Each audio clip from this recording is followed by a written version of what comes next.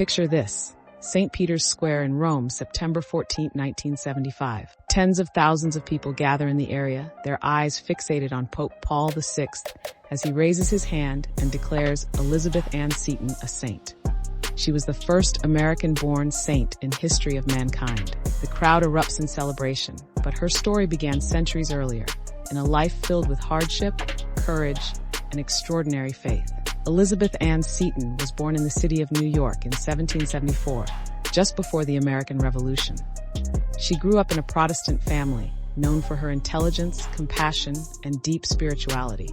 At just the young age of 19, she married William Seton, a wealthy merchant. Life seemed full of promise for the couple. But life is not life without obstacles along the way.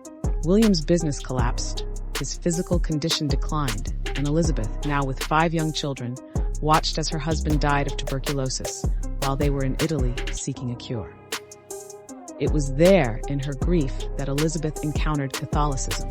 She was moved by its traditions, its sense of community, and its devotion.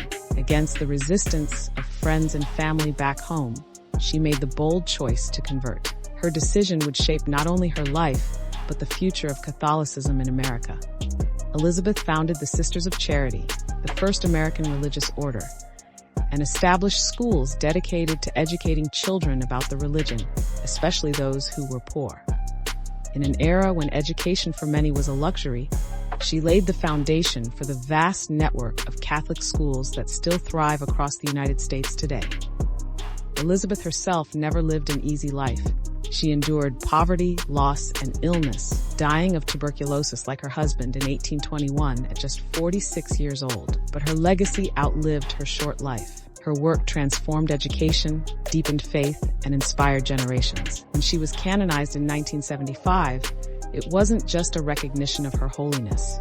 It was a moment of pride for American Catholics, a sign that even in the young United States, faith could produce saints. Elizabeth Ann Seton's story is proof that even through tragedy, a life devoted to service and compassion can echo across centuries.